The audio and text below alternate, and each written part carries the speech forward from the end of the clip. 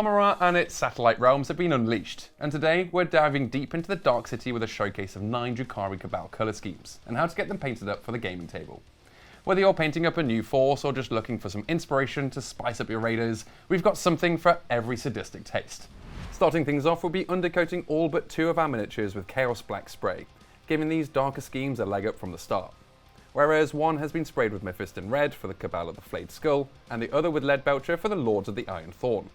We'll be listing the paints and tools used before each scheme for ease. Also, feel free to swap out any of these paints for ones that best suit you.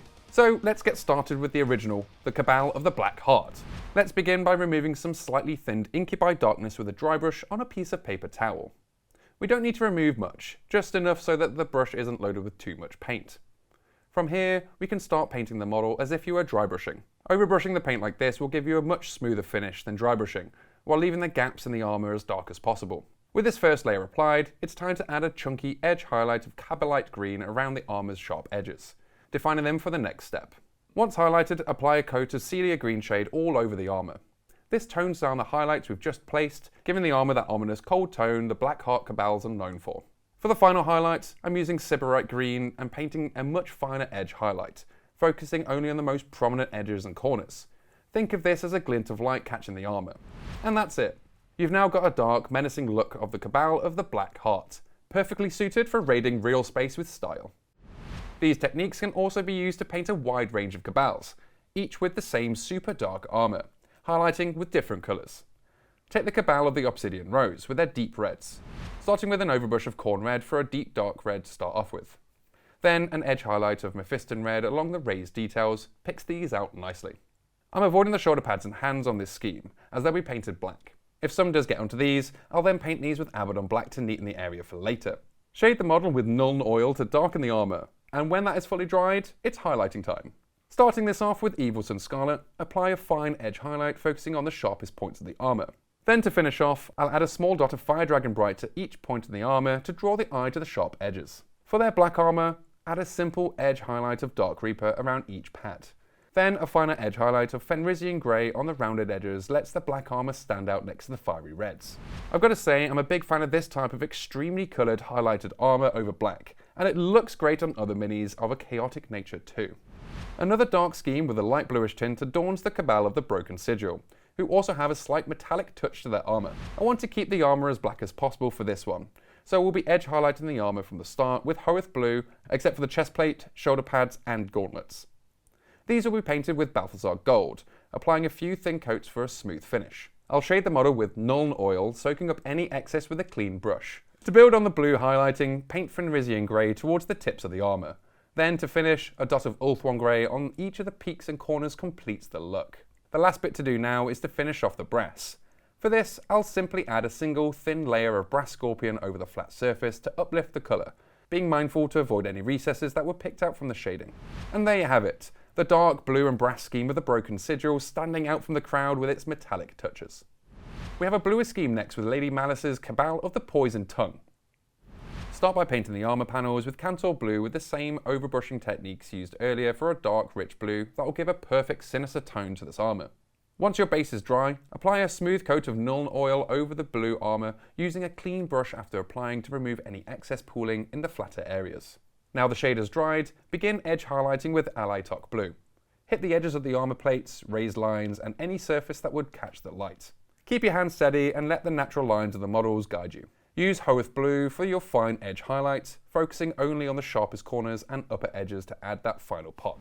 With that, the Cabal of the Poisoned Tongue is now complete. The Cabal of the Dying Sun have a rather fun scheme with a dark blue base with a standout red trim that really sets them apart. So, to start things off, I'll first base coat Kantor Blue over the armour except their shoulder pads, applying 2 thin coats of this paint for a smooth finish. For their shoulder pads, I'll use Retributor armour to add a golden touch to this scheme. And for this model, I'll also be applying this to the crest on the helmet. Next is to shade the model with Nuln Oil, to darken the armour, making sure it settles nicely in the recesses. Now the shade is nice and dry, I'll first add a light layer of Liberator Gold over the golden details to uplift the colour. With that done, it's time to start highlighting the rest of the armour. Starting with Mephiston Red, highlight along the edges of the armour on his arms, legs and chest for this unique 2-colour effect. Finally, I'll use Hoeth Blue for any of the remaining highlights across the armour. If you want to push the boat out an extra step, a finer highlight of Evil Sunz Scarlet on each pointy bit of the armour takes these red highlights up a notch. It's a very cool and rather unique effect that might be one of my personal favourites. For the Cabal of the Flayed Skull's bright red armour, we'll be using the Warrior undercoated with Mephiston Red, letting us get straight into shading by painting Agrax Earthshade all over the red armour. This adds a dirty, gritty depth, perfect for a battle-worn raider look. With the shade dried up, I'm using Evil Sunz Scarlet to start highlighting the edges. Then, to round things off, I'll use Wild Rider Red to the sharpest edges that will really bring the red armour to life. For the helmets, a solid coat of Wraithbone sets these up for a warm, off-white base. Over red, it may take a few thin coats to get a smooth coverage. This colour doesn't just have to be applied to the helmets. Feel free to apply this to any sections of their armour, like I'm doing here with their knee pads. Alternatively, if you are painting an army, having their heads on some sub-assembly holders and undercoating them in Wraithbone spray will massively speed up the process. With the base coat applied, I'll add a shade of Seraphim Sepia. I found that this shade leaves a lovely light brown tone to the Wraithbone. However, Agrax Earthshade will also work if you prefer something a little darker. Once the wash is dry, lay a pallid witch flesh over the raised areas, leaving the recesses shaded, restoring that light tone while keeping the depth. Finally, add a few sharp highlights with white scar along the brow, cheekbones, and the helmet ridges. To show off the armour, I've painted everything with Abaddon Black, which helps wrap up the Cabal of the Flayed Skull's red and cream scheme nicely. The Cabal of the Baleful Gaze really pops thanks to their complementary green and red scheme. So let's show you how to do this. We're going to start with the green armour, by first applying a base coat of Caliban Green to the armour, with the exception of their hands and feet. These instead will be base coated in Khorne Red for these darker red sections. These guys also have a striking bright red secondary colour that Mephiston Red will achieve on any of the fabric wrappings across the armour, as well as the gun casing. Now, I haven't painted any of the guns on the others, but I felt that this was worth it for the Baleful Gaze as it's quite a striking part of their overall colour scheme. Then, to add the shadows and darken things down, we'll be using our trusty Nuln Oil to coat the whole model in this. For the green highlights, I'm using Warpstone Glow for the first chunky edge highlight. And then for the finer highlights, I'll apply Moot Green to the sharpest points in each of the armour panels. The Baleful Gaze have a fantastic complementary scheme, and they look great with their weapons painted in Mephiston Red too. The Cabal of the Last Hatred have chosen to go for a deep purple, fitting for those who have an obsession with the forbidden arts. Phoenician Purple is a fantastic deep purple that will get this scheme started, painting a base coat of this across the whole model in a few thin layers. I'm then going to shade the model with Nuln Oil to darken the recesses.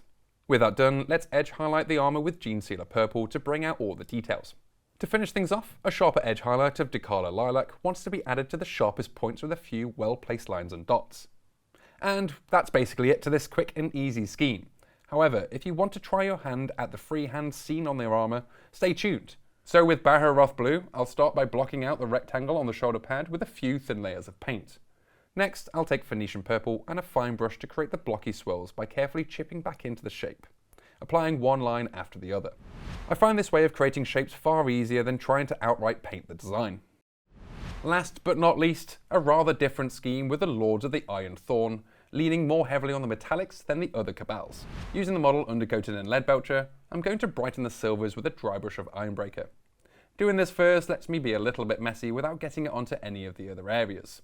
Lovely stuff. With the steel lightened, it's time to tint the armour with a light purple. For this, I'm going to mix 1 part Magos Purple with 2 parts Contrast Medium on a palette, and with this mix, start painting this all over the armour. You really want this to settle in the recesses, so a little extra than normal won't hurt. With the contrast dried, it's now time to apply a dry brush of Stormhost Silver to pick out the edges of this now slightly purple armour. Then we can move on to adding some block colours to the model, specifically with Mephiston Red, where I'll apply this to the shoulder pads and knee pads on this example. But for yours, you can paint this on any part of the armour you wish. Now to edge highlight the raised areas and edges with Evil Sunz Scarlet. Then for the small dot highlight on the sharpest edges with Wild Rider Red. Like with the Flayed Skull scheme, I've blacked out all the other details with Abaddon Black to show off the Lord of the Iron Thorn's metallic armour to its fullest. And there you have it, 9 sinister schemes to make your Drukhari army stand out, and to strike fear across the tabletop. If you found a favourite or have another in mind, let us know in the comments below. For more painting videos, head on over to our YouTube channel. Or if you need more hands-on help, you can always pop to one of our Warhammer stores where our friendly staff will be more than happy to help. Thanks for watching, ciao for now, and I'll see you in the next one.